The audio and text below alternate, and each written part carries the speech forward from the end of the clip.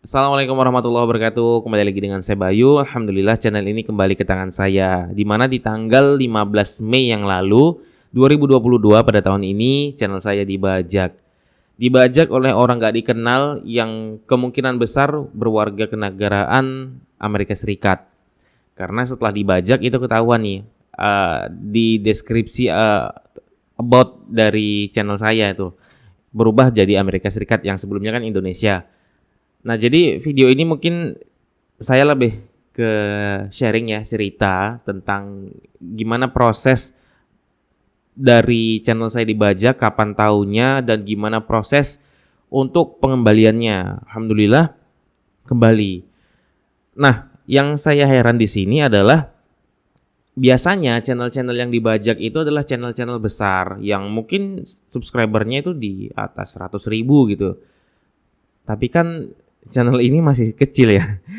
Masih 3 ribuan subscriber, tapi kok bisa dibajak? Kalau berita channel-channel besar seperti Jagat Review, ada channel-channel besar lainnya itu dibajak, itu kita mungkin masih maklum ya.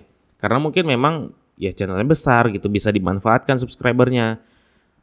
Tapi yang kita heran ya, kok di channel kecil seperti ini dibajak ya? Itu ya kita nggak tahu motivasi dari si hackernya ini apa ya, tapi terjadi channel ini dibajak tepat ya mungkin sekitar jam 2 malam ya waktu Indonesia bagian barat.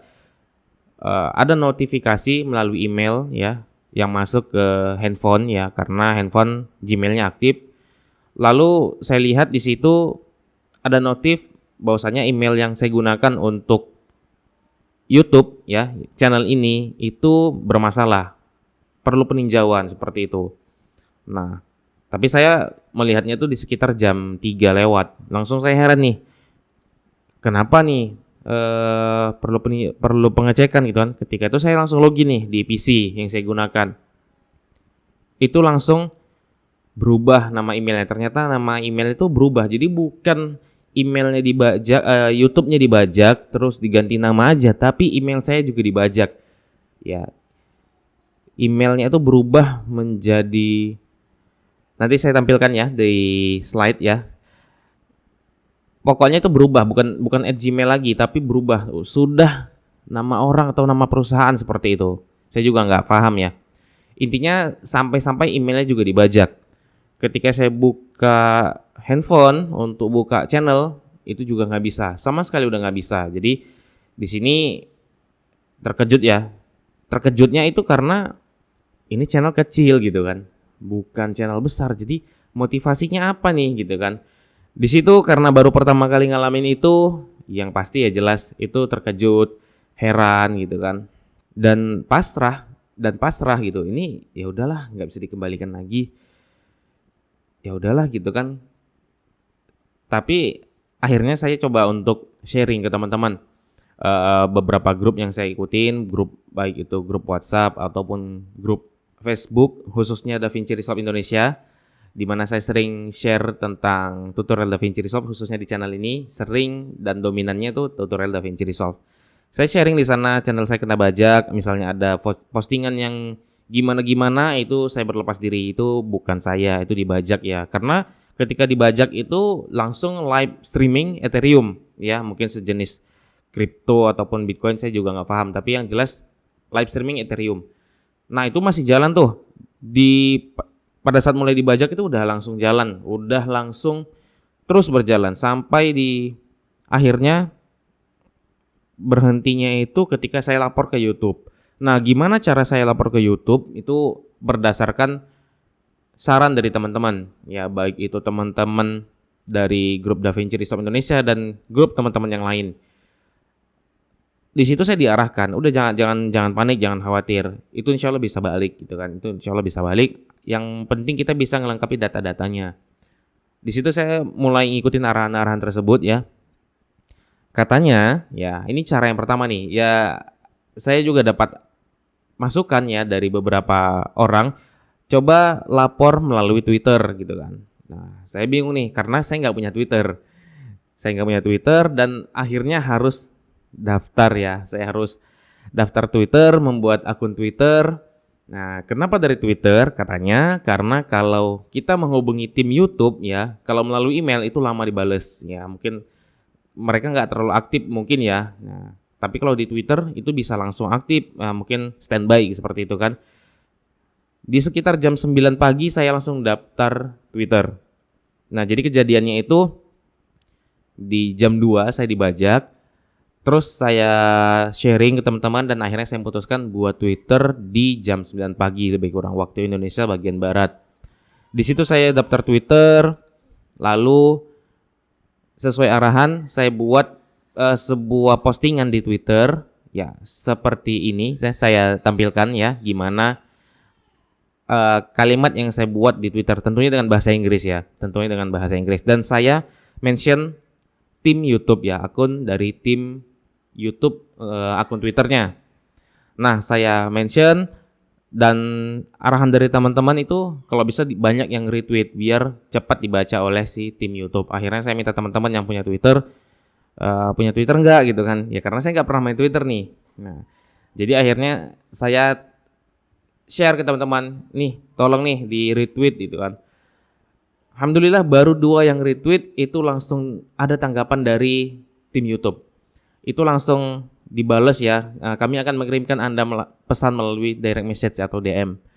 Di situ langsung saya komunikasi dengan tim YouTube, tentunya dengan bahasa Inggris ya. Intinya saya nyatakan channel saya dibajak. Nah, teman-teman ini mungkin jadi tips ya. Kita harus tampilkan nih bukti-bukti. Ini buktinya bahwasanya akun saya dibajak, linknya ini seperti itu kan. Akhirnya dapat pertanyaan dari YouTube, apakah Anda masih punya akses ke akun tersebut gitu kan. Saya katakan saya nggak punya akses lagi, bahkan emailnya pun berubah. Saya tunjukkan lagi screenshotnya, emailnya juga berubah. Dan akhirnya saya diarahkan diberi sebuah link ya, diberi sebuah link itu adalah sebuah formulir ya, untuk intinya kita melengkapi data apakah channel tersebut memang channel kita gitu kan. Dan isinya di antara lain yang pertama harus diisi ya tentunya nama dan email untuk pemulihan, dan yang paling terpenting adalah ID channel ya, ID channel. Nah, itu jangan sampai kita nggak tahu ya. Dan alhamdulillah karena saya pernah share channel YouTube saya sebelumnya itu ada ID channel di setelah youtube.com/channel/ nah itu adalah ID channel kita. Nah, itu yang harus, meskipun mungkin kita udah pernah rubah nih. Misalnya saya sudah pernah custom, yang saat ini saya custom ya. Channel YouTube saya itu youtube.com/c/Bayu Samudera.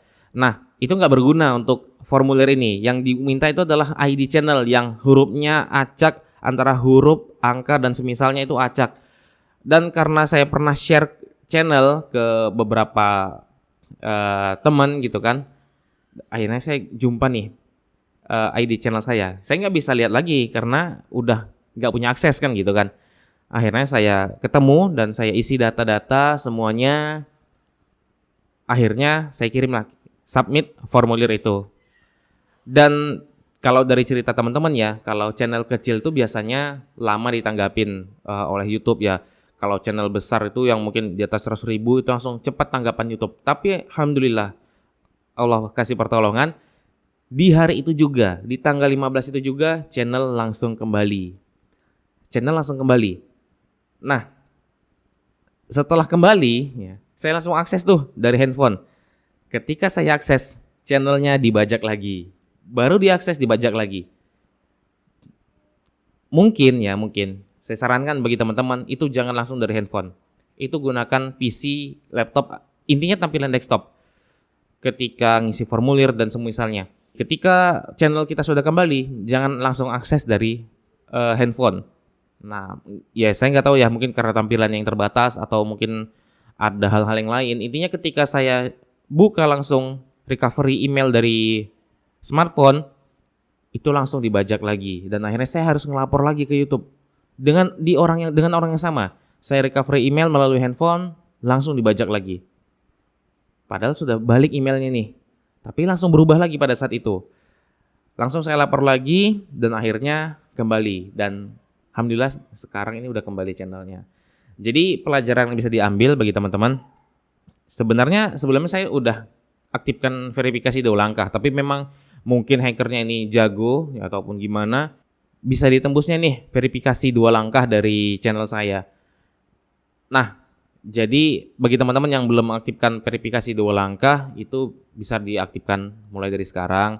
Terus ID channel itu penting ya, mungkin bisa disimpan di notepad ataupun di screenshot ID channel ya. Agar misalnya kejadian seperti ini, teman-teman bisa punya alamat ID channelnya, punya ID channelnya meskipun channel kita sedang dibajak. Yang kita nggak punya akses lagi ke sana, tapi kita bisa tahu ID channel itu. Nah, itu dia cerita tentang channel ini dibajak. Yang sebenarnya channel di YouTube dibajak itu bukan hal yang asing lagi ya, sudah sering channel-channel besar gitu kan. Contoh seperti channel yang baru-baru nih dibajak tuh seperti channel Ustadz Firanda Andirja yang subscribernya tuh udah 500 ribuan itu kan. Itu wajar sih dibajak gitu kan. Yang udah 1 jutaan mungkin, ada channel-channel besar yang lainnya. Nah, ini channel yang masih 3.000 gitu. Kok dibajak, motivasinya apa gitu kan. Nah, tapi ya terjadi. Nah, jadi bagi teman-teman yang mungkin ya berapapun subscribernya itu hati-hati. Ya, karena kejahatan ada di mana-mana. Yang khawatir nggak bisa kembali lagi dan disalahgunakan. Jadi bagi teman-teman yang belum aktifkan verifikasi 2 langkah mungkin, atau mungkin passwordnya terlalu mudah, saya akui passwordnya itu terlalu mudah pada saat itu, sangat-sangat mudah dan akhirnya kejadian. Insya Allah teman-teman, mulai saat ini kita akan rutin lagi untuk upload tutorial. Nah, jadi ini hanya sekedar sharing cerita tentang channel ini sudah kembali lagi. Karena mungkin di antara teman-teman ada yang terkejut nih, soalnya banyak yang komen, Bang, channelmu dibajak nih, banyak yang kirim dari Facebook, channelmu dibajak nih, wah dibajak nih gitu kan. Nah, jadi ini channelnya sudah kembali lagi, insya Allah kita akan sharing tentang software-software gratis terkhusus DaVinci Resolve yang bisa kita manfaatkan untuk editing video. Gak hanya DaVinci Resolve, insya Allah kita akan bahas software gratis lainnya, ada OBS, Audacity, dan yang lainnya insya Allah. Oke teman-teman, sampai di sini untuk cerita pada video kali ini, hanya sekedar sharing ya. Semoga bermanfaat, bisa diambil pelajarannya. Assalamualaikum warahmatullahi wabarakatuh.